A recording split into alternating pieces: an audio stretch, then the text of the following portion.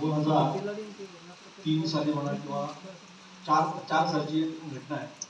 म्हणजे याचा पाया खणला गेला म्हणा किंवा याचा जो रचला गेला तो त्या घटनेने झाला की साधारण 2004 सालच्या फेब्रुवारी महिन्यात किंवा मार्च महिन्यात मी आबासाहेबांना भेटायला गेलो आणि आबासाहेब म्हणजे ज्या पाठशाळेत माझं सगळं शिक्षण झालं त्या आबासाहेबांना भेटायला गेलो सहजच. तर बोलावलं त्यांनी.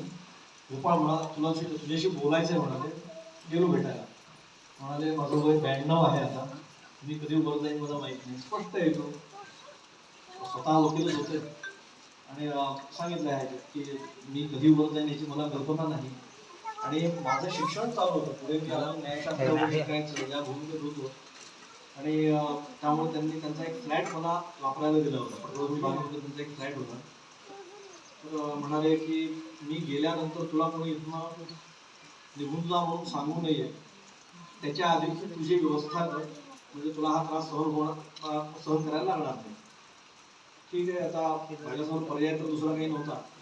आणि जमीन घेऊन म्हणजे कुठे फ्लॅट घ्यावा ही क्षमता सुद्धा नव्हती. कारण मी 2001 म्हणजे मी पहिलं पारायण 2 साली केलं. त्याच्यानंतर 2003 साली माझं बेलबागेत पारायण झालं. तोपर्यंत मी 3000 रुपयावर जगत होतो.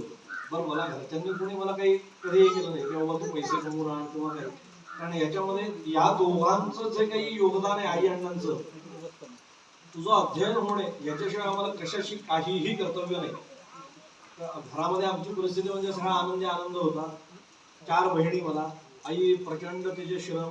माझा जन्म सोलापूरचा, तिथून सोलापूरवरून पुण्यात 85 साली आलो. आई स्वयंपाकाची कॉन्ट्रॅक्ट घ्यायची आणि असं बंधन नसायचं की बाबा दिवस आहे रात्र आहे कधी कामाला जायचं काही नाही. पहाटे मी पाठशाळेची काही वेळ जबाबदारी आईकडे आली की इथे स्वयंपाक तुम्ही करायचा म्हणून आबासाहेबांनी सांगितलं. तर तिथे ती पहाटे 3 वाजता स्वयंपाक करायची आणि आपल्या कामाला निघून जायची. अण्णा दत्त मंदिरात पूजेला होतं. जवळजवळ 30 वर्ष त्यांनी दगडूशेठ दत्त मंदिरात सेवा केली. ही सगळी पार्श्वभूमी आणि ह्या सगळ्या ह्याच्यामध्ये सुद्धा त्यांनी कधीही तू पैसे कमवून मला आणून दे, म्हणजे वास्तविक मी जर आईने मला सांगितलं असतं तर कदाचित 92 सालानंतर मी महिन्याला एक 10,000 रुपये सहज मिळवले असते.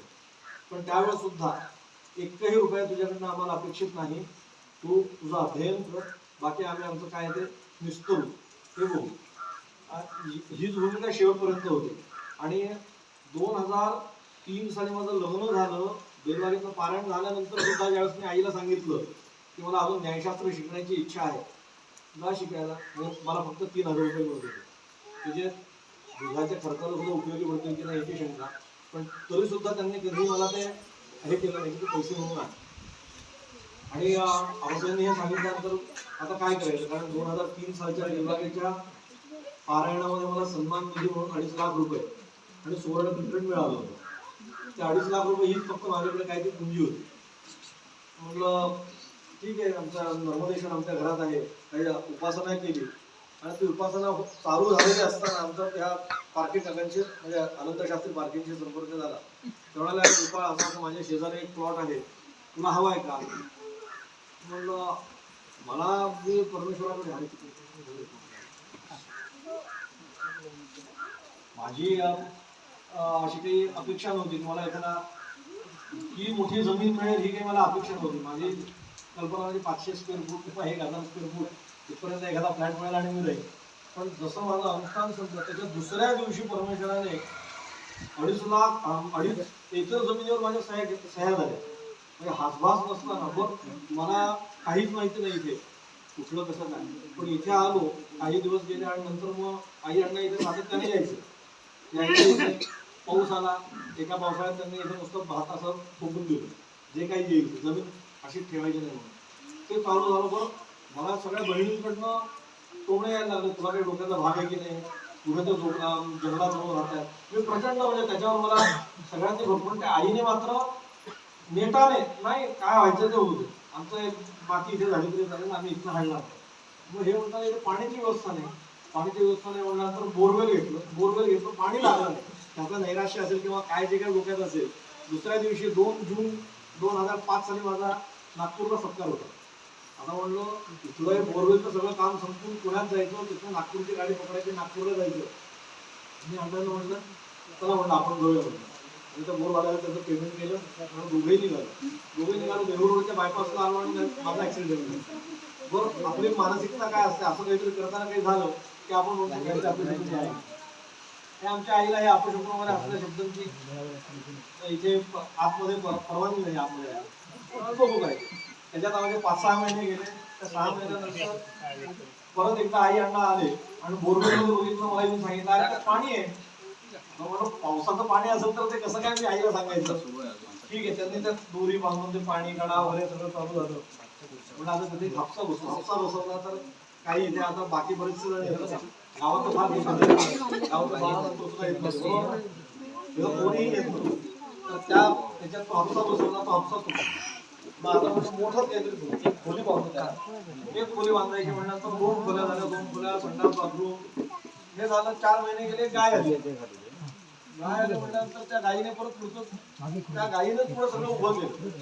आणि ह्या याच्यात राहत असल्यामुळे गायींचा काही संबंध नव्हता, पण तो सुद्धा प्रश्न परमेश्वराने मार्गी लावला. आणि इथे लाईट मिळाली. लाईट मिळाल्यानंतर हळूहळू आता काय करायचं, मी धनगर टाकायला शिकवायला होतो. मग इथे येऊन जायचं, इथं परत धनगर टाकायला जायचं. त्या सगळ्या माझ्या वाऱ्या चालू झाल्या. वाऱ्या चालू झाल्यानंतर मध्ये एक दिवशी दत्तात्रय मला भेटला. आता ते साधले म्हणायला पाहिजे इथे, पण दत्तात्रय भेटल्यानंतर मी त्याला म्हणणार तू काय करतोय तिकडे. नुसतं म्हणलं याज्ञिकी करतोय. पण म्हणलं अध्ययन कर, काहीतरी चांगले अध्ययन करण्याची क्षमता आहे तर. आणि काय परमेश्वराची कृपा मला माहिती नाही वेद पुरुषाची, त्याने ते मान्य केलं. नाहीतर एकदा पैसे मिळायचे चटक लागला तर कोणी विद्यार्थी बाहेर पडत नाही. अध्ययनाला काय करणार मी ते अध्ययन करून, मला पैसे चांगले मिळत आहेत. पण त्याने ते ऐकलं आणि अध्ययनाला आलं. आणि ते म्हणजे त्या पाठशाळेतनं मी सुटलो, नंतर दुसऱ्या एका पाठशाळेत राहिलो, तिथनं सुद्धा सुटलो. मग एके ठिकाणी परत 3री पाठशाळा माझी होती, जिथे अध्यापक सुद्धा होता. त्याला म्हटलं 3 गोष्टी एकत्र मिळतील, पैसे मिळतील, स्वतःचं अध्ययन होईल आणि शिकवशील. आणि त्याने जे परिश्रम केले ना त्याचं फळ आता सुद्धा त्याला मिळालेलं आहे.